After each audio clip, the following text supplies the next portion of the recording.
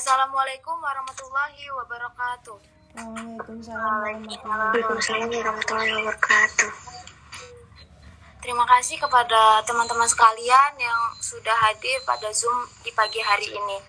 Perkenalkan, nama saya Devi Agustia dengan NPM 22130320085 yang ingin memoderatori presentasi kelompok 2 di pagi hari kali ini. Kelompok 2 akan mempresentasikan materi tentang teori-teori politik dan negara.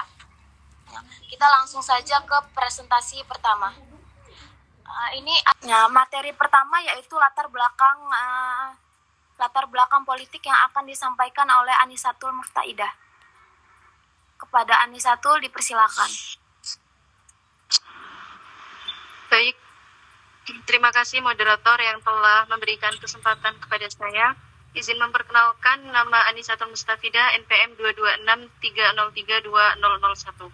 Di sini saya akan mempresentasikan tentang latar belakang teori politik. Latar belakang teori politik merupakan suatu proses atau metode pembentukan dan pembagian kekuasaan dalam masyarakat yang menyangkut proses pengambilan keputusan untuk memenuhi tujuan bersama, yaitu dengan cara membuat kebijakan-kebijakan umum. Nah, secara sederhana, bahasan yang ada dalam teori ini adalah membahas fenomena-fenomena yang bersifat politik yang menyangkut diantaranya tujuan dari kegiatan politik dan cara-cara dalam mencapai tujuan politik. Sekian presentasi dari saya kembalikan kepada moderator. Terima kasih Anissa yang telah menyampaikan materi tentang latar belakang politik.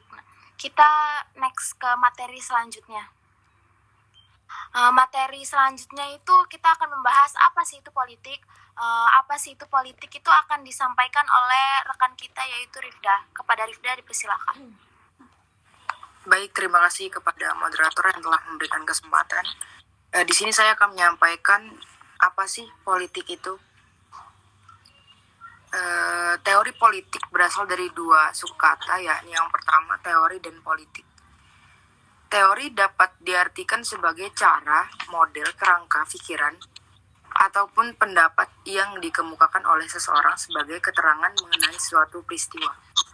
Sedangkan politik berarti negara, atau juga politik juga memiliki arti sebagai proses pembentukan dan pembagian kekuasaan dalam masyarakat yang antara lain berwujud proses pembuatan keputusan khususnya di dalam negara. Oke, mungkin sekian yang dapat saya sampaikan. Saya kembalikan kepada moderator. Terima kasih Rifda yang telah memaparkan pengertian dari politik. Kita lanjut ke materi yang ketiga, yaitu perkembangan teori politik. Perkembangan teori politik akan disampaikan oleh rekan kita yaitu kepada Lutfi. Baik, terima kasih atas waktunya. Perkenalkan, nama saya Lurina Apriliani dengan NPM 2213032100. Di sini saya akan menyampaikan materi yakni perkembangan politik. Jadi perkembangan politik di dalam teori politik ini ada 3 zaman, yaitu pertama teori klasik sebelum Masehi sampai abad ke-5. Yang kedua pada zaman penengahan pada abad 5 sampai abad 15. Pada zaman modern pada abad 15 sampai 19. Pada zaman teori klasik yang pertama ada zaman Yunani kuno. Di zaman ini lahirlah seorang politikus yang bernama Socrates, Plato, dan Aristoteles. Socrates membahas tentang teori yang diartikan sebagai pengetahuan, sedangkan Plato membahas tentang negara yang ideal, yang berdasarkan pada kebijakan, sehingga ia menolak paham individu, yang mana merupakan implikasi filosofis dari doktrinnya mengenai idea. Plato terobsesi untuk membangun negara yang teratur. Lalu menurut Aristoteles, ia mementingkan hak-hak individu, tetapi menolak dan tidak setuju dengan demokrasi. Lalu menurutnya, negara yang baik adalah negara yang mampu merealisasikan tujuannya. Lalu pada zaman Romawi kuno, mulailah muncul wacana-wacana negara yang lebih luas, sehingga cakupan kajiannya lebih luas menyangkut aspek hukum dan administrasi dalam mengelola teritorial negaranya. Karena dalam bentuknya dalam zaman Romawi ini lebih kepada negara imperium, berbeda halnya dengan negara zaman klasik yaitu Yunani kuno yang lebih ke negara kecil atau negara kota. Lalu pada zaman zaman ini muncullah istilah unik, yakni di mana era pertengahan disebut juga dengan The Dark Age atau masa kegelapan, karena hampir tidak ada prestasi yang pantas untuk dibanggakan. Di mana ini ada degradasi pengetahuan sehingga sedikit sekali produktivitas tentang ilmu.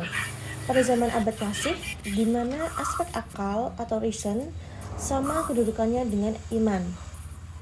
Lalu pada zaman ini atau zaman pertengahan muncullah istilah iman lebih mendominasi akal.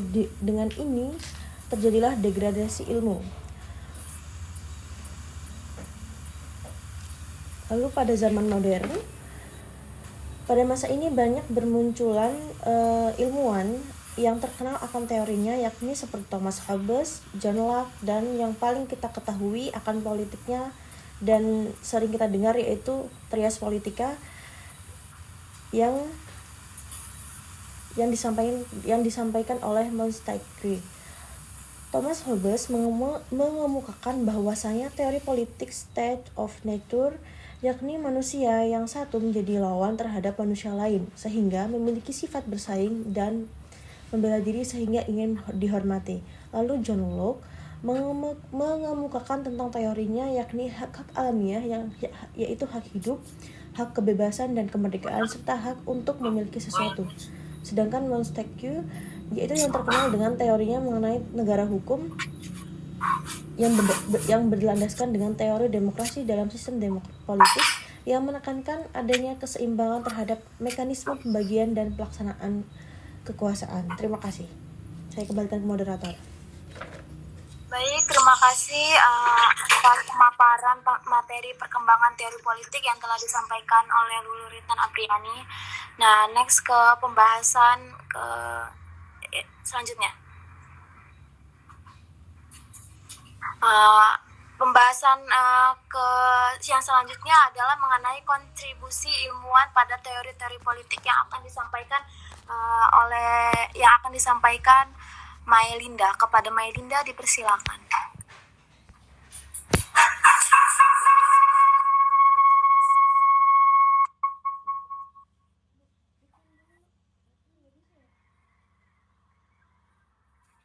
Saya akan menjelaskan tentang kontribusi ilmuwan dalam perkembangan teori politik. Jadi dari sudut pandang ilmuwan di negara barat, melihat perkembangan teori politik secara garis besar, teori yang turut berkontribusi terhadap politik yaitu yang pertama ada teori politik zaman klasik.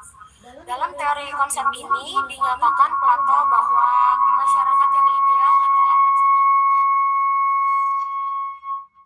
akan terwujud jika keadilan berada di tengah penguasa yang bijaksana. Maksudnya dalam pemimpin atau raja yang sekaligus pemikir disebut negarawan yang juga cendekiawan. Selanjutnya Aristoteles memulai pembahasan dalam bukunya Politik bahwa secara alamiah manusia adalah makhluk yang berpolitik dalam bahasa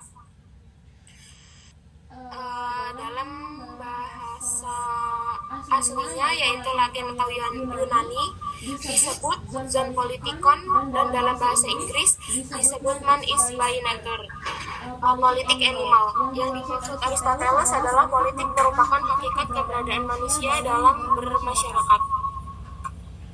Selanjutnya ada pemikiran politik Renaissance.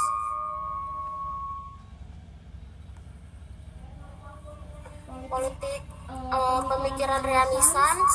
Jadi politik Renaissance itu ia menganggap bahwa asumsi kekuasaan adalah alat atau instrumen belaka untuk mempertahankan nilai-nilai moralitas, etika atau agama. Konteks pemikiran Machiavelli tentang kekuasaan itu pada dasarnya Machiavelli bertolak dari pecah belah yang terjadi di Italia pada zamannya. Bagi Machiavelli, persoalan ialah ketertiban yang harus tercapai dengan jalan apapun. Yang ketiga ada teori politik zaman pencerahan. Thomas Hobbes mengemukakan teori politik state of nature, yakni manusia yang menjadi lawan terhadap manusia lain. Keadaan ini disebut sebagai in abstracto yang memiliki sifat bersaing, membela diri, dan ingin dihormati. Dan yang selanjutnya ada pemikiran awal politik modern dipelopori oleh Marcus de Konderkat dan filosofis Jerman Immanuel Kant, yaitu dalam karyanya Kerangka Dasar bagi Suatu Gambaran Historis Kemajuan Pemikiran Manusia. Ia menolak hukuman mati yang kejam seperti alat pancung dan menjelaskan bahwa selanjutnya dinamika politik tidak sekedar dipengaruhi logika, kesamaan derajat, hak perorangan, tetapi juga berintegrasi dengan perkembangan ilmu pengetahuan, konsep moral, dan etika yang berkembang. Itu saja penjelasan saya. Selanjutnya saya kembalikan kepada moderator. Oke, terima kasih Melinda yang telah menyampaikan mengenai materi kontribusi ilmuwan pada politik. Lanjut ke materi yang selanjutnya, yaitu tentang apa sih yang dimaksud dengan negara yang akan disampaikan oleh rekan kita Ririn. Kepada Ririn dipersilakan. Baik, terima kasih moderator. Di sini saya akan menjelaskan apa yang dimaksud dengan negara. Istilah negara sebagaimana pengertian masa kini mengalami perkembangan dari zaman Yunani kuno yang berasal dari kata polis. Nah, polis ini diartikan sebagai sama dengan negara yang bisa disebut negara kota. Nah, Plato pun menanamkan bukunya yang membahas tentang negara kota. Di Indonesia sendiri telah dikenal sejak zaman kerajaan istilah negara berasal dari bahasa Sanskerta. Nagari atau negara yang berarti kota atau pusat kerajaan. Menurut Harold Laski, negara adalah masyarakat yang diintegrasikan karena mempunyai wewenang yang bersifat memaksa dan secara sah lebih tinggi daripada individu atau kelompok yang merupakan bagian dari masyarakat itu. Nah, negara juga terdapat struktur, bisa dibedakan menjadi suprastruktur dan infrastruktur politik. Suprastruktur itu segala sesuatu yang bersangkutan dengan apa yang disebut alat kelengkapan negara, termasuk segala hal yang berhubungan dengannya, atau bisa disebut dengan hal yang mengenai kedudukan, kekuasaan, wewenang, tugas, dan pembentukan serta hubungan antara alat-alat kelengkapan negara itu. Nah, infrastruktur politik bisa diartikan mengenai hal-hal yang berhubungan dengan kepartaian, kelompok kepentingan, komunikasi politik, pemilu, dan lain sebagainya. Nah, hubungan antara suprastruktur dan infrastruktur terdapat hubungan yang timbal balik. Artinya, suprastruktur dapat mengatur segala sesuatu dari infrastruktur. Sebaliknya, dapat mempengaruhi serta menentukan berjalannya infrastruktur. Begitu moderator. Oke, baik. Ririn yang telah menjelaskan tentang apa sih yang dimaksud dengan negara. Terima kasih. Materi selanjutnya, next. Yaitu syarat-syarat terbentuknya suatu negara yang akan disampaikan oleh saya sendiri. Syarat-syarat berdirinya suatu negara itu ada 4, yaitu penduduk, kedua wilayah, 2 pemerintahan yang berdaulat, yang ketiga pemerintahan yang berdaulat, dan yang keempat itu menjalin hubungan internasional. Nah, salah satu syarat berdirinya suatu negara itu adanya penduduk. Penduduk itu penduduk yang tergolong menjadi salah satu syarat berdirinya suatu negara itu yang bertempat tinggal 1 tahun atau ada kemungkinan untuk menetap di suatu wilayah tersebut. Nah, penduduk ini terbagi menjadi 2, yaitu penduduk yang berkeluarga negara Indonesia yang ada timbal balik kepada negara Indonesia. Nah, yang kedua ini penduduk yang tidak memiliki kewarganegaraan yang tidak memiliki kewarganegaraan tapi memiliki wilayah yang berada di domisili wilayah di Indonesia. Yang kedua itu wilayah. Nah, tidak hanya penduduk, nah syarat berdirinya suatu negara itu juga harus adanya wilayah. Tidak ada patokan seberapa luas wilayah yang menjadi syarat utama berdirinya suatu negara. Nah, yang ketiga itu pemerintahan yang berdaulat, pemerintahan yang berkedaulat. Nah, tidak hanya penduduk, wilayah, dan pemerintahan yang berdaulat itu harus ada di suatu negara tersebut. Nah, katanya penduduk, wilayah, dan pemerintahan yang mampu menjalankan tugasnya secara efektif itu dapat dianggap sebagai hal yang selaras dan dapat menyatakan adanya sebuah negara. Nah, yang terakhir itu menjalani hubungan internasional. Nah, kalau syaratnya berdirinya suatu negara itu harus menjalani hubungan internasional. Hubungan internasional ini dilaksanakan itu menjadi konsekuensi terjadinya suatu negara. Kalau suatu negara ini terbangun, itu harus mau nggak mau harus menjalani hubungan internasional. Nah, tidak hanya hubungan internasional, negara juga harus melaksanakan organisasi internasional. Next selanjutnya.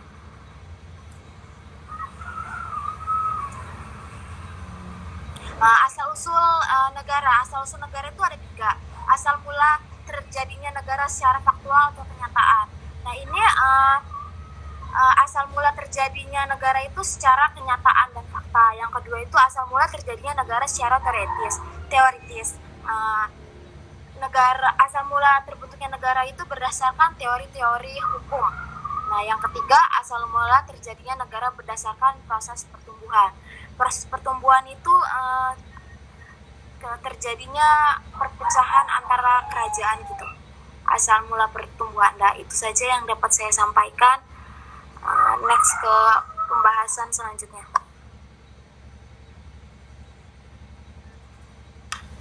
Nah, pembahasan selanjutnya yaitu fungsi dan tujuan negara yang akan disampaikan oleh Ines. Kepada Ines dipersilakan. Baik, terima kasih yang telah mengizinkan saya untuk mempresentasikan yaitu fungsi negara dan tujuan negara.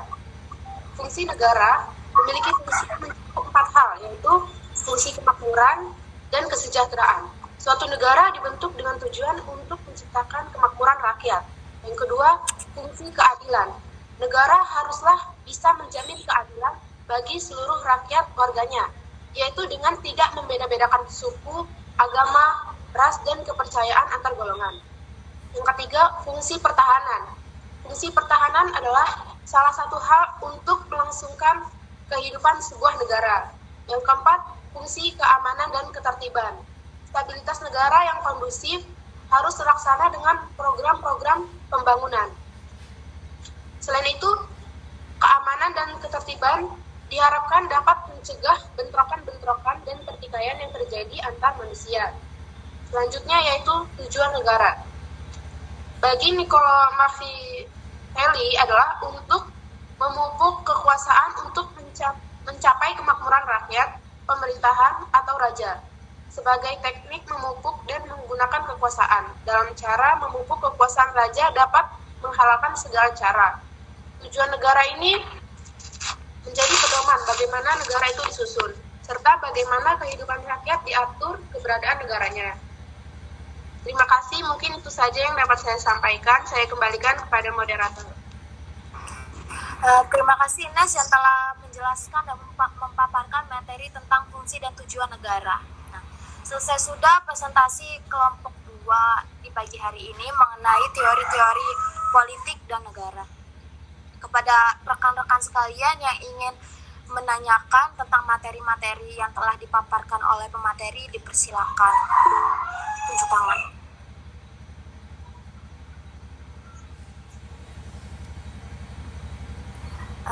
Baik, kepada Eka Dea Pramudita dipersilakan.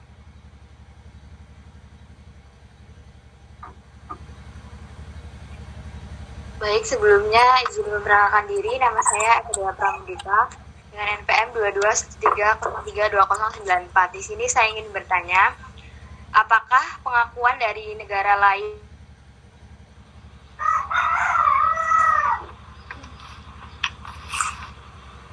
Kenapa Eka, boleh diulang lagi pertanyaannya karena ini putus-putus.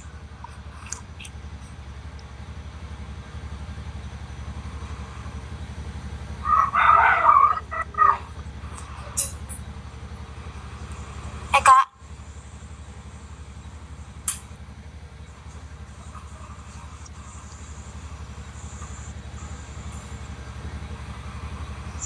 gimana Eka?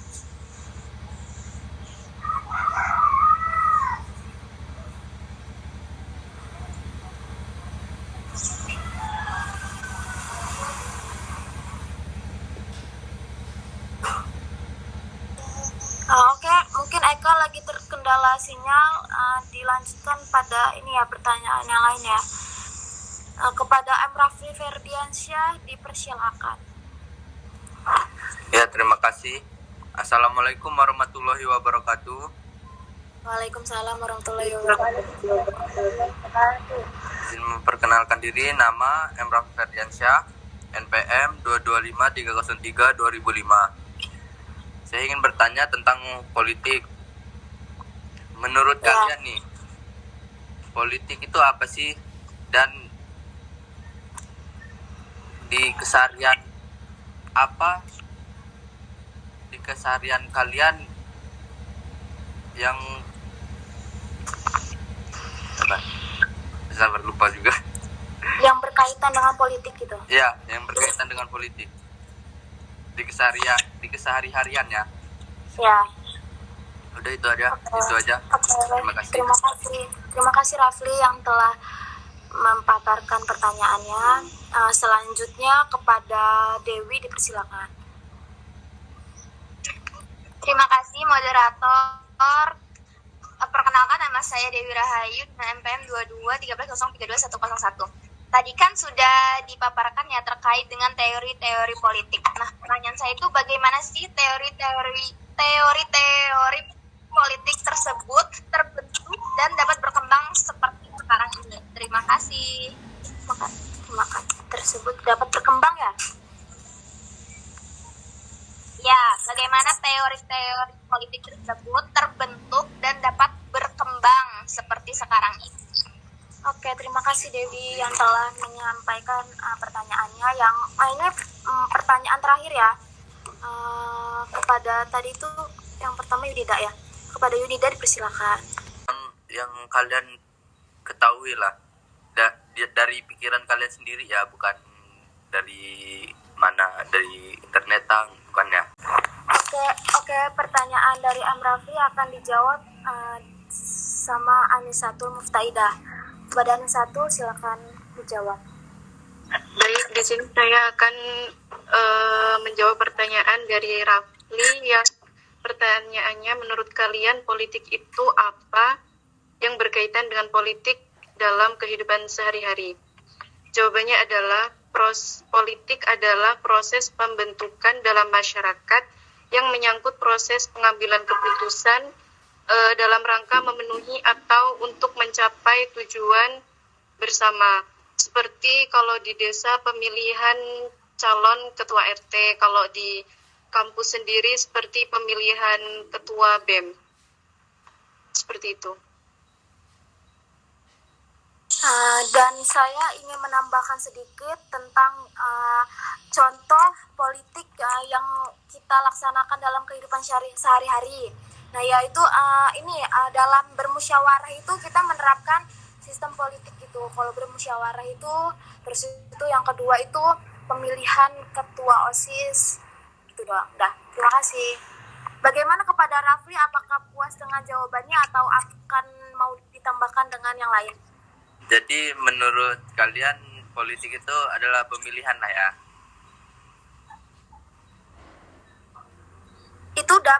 Itu yang biasanya kita sehari-hari. Coba kepada Anissa, silakan.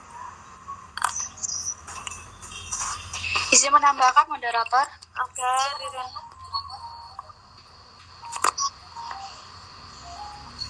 Jadi keterkaitan politik itu di kehidupan sehari-hari bukan saja pemilihan umum, tapi kebijakan pemerintah kayak pembangunan pembangunan jalan raya atau pembangunan di daerah. Yang ketiga, partisipasi politik. Nah, kita seringkali berpartisipasi ya di kelas tentang isu politik atau permasalahan politik yang sedang diangkat di Indonesia. Yang kelima itu konflik politik. Nah, konflik politik ini mempengaruhi kehidupan sehari-hari dalam masyarakat, yaitu tidak menimbulkan ketidakpastian. Nah, ketidakpastian itu kita sebagai mahasiswa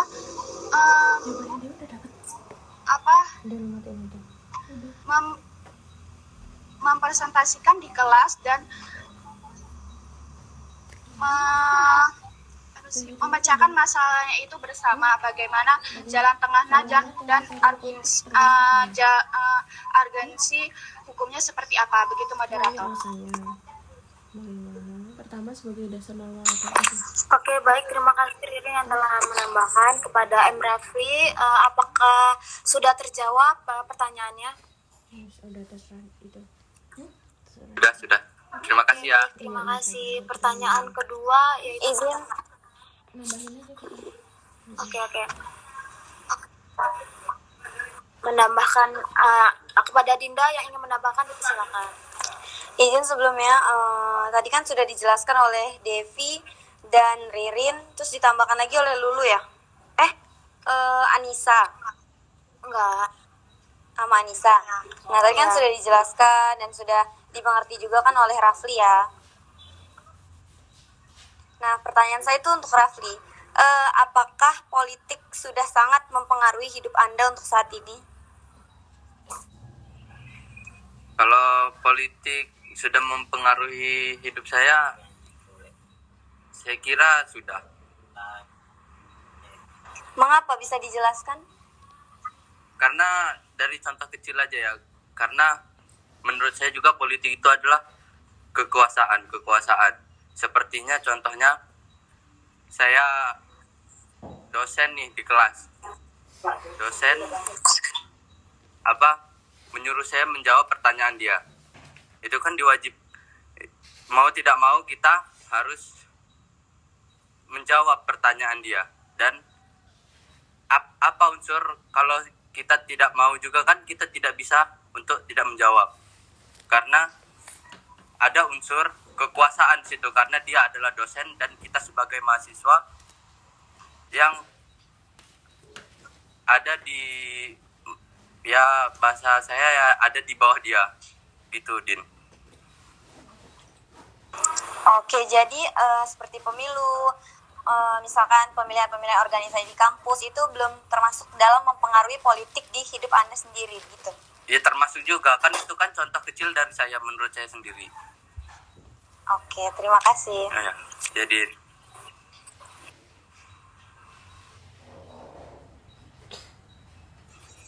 Oke, baik, terima kasih kepada Dinda dan Rafli yang telah mengungkapkan pendapatnya. Nah, pertanyaan kedua yaitu pertanyaan dari Dewi yang akan dijawab oleh Martinez. Kepada Ines, dipersilakan. Baik, tadi pertanyaan dari Dewi, bagaimana teori-teori politik tersebut dapat terbentuk dan berkembang seperti sekarang ini? Teori-teori politik dapat terbentuk karena sebagai dasar norma atau moral bagi perilaku politik termasuk bagi penyelenggaraan kehidupan bernegara.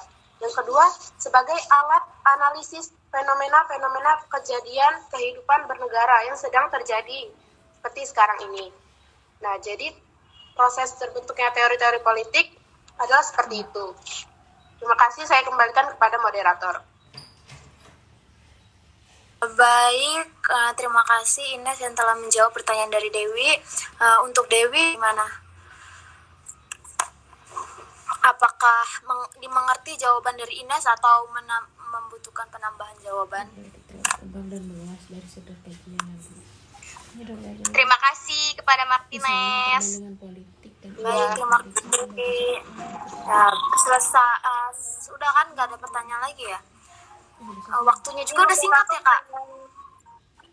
Berargumentasi. Oke, baik, silakan Indah, dipersilakan. Terima kasih moderator atas kesempatannya. Cuman singkat aja ya. Tadi kan Ines berbicara kalau teori politik itu sebagai dasar norma atau pembentukan moral etika dalam penyelenggaraan negara. Tapi pada hakikatnya, faktualnya, itu sistem politik di negara Indonesia itu masih jauh dari kata itu. Karena yang telah saya ketahui ya, bahwasannya negara Indonesia itu adalah negara yang gagal dalam sistem politiknya, dalam menjalankan konsep politik, di mana negara Indonesia itu ternyata berada di urutan ke-61 dari 177 negara. Nah, itu karakter utama yang membuat negara Indonesia itu gagal dalam menjalankan politik itu ada beberapa. Yang pertama itu negara Indonesia itu adalah negara yang tidak memiliki kemampuan atau dalam melindungi warga negaranya. Terus itu dilihat dari pemerintahannya juga, pemerintahannya negara Indonesia itu masih menyeleweng, seperti adanya kasus korupsi gitu, nepotisme dan lain sebagainya. Terus itu di pemerintahan Indonesia juga ini masih ada bentrokan atau konflik-konflik gitu yang ada di warga negaranya. Terus adanya juga kepercayaan masyarakat itu hilang kepada pemerintah. Sekian, terima kasih.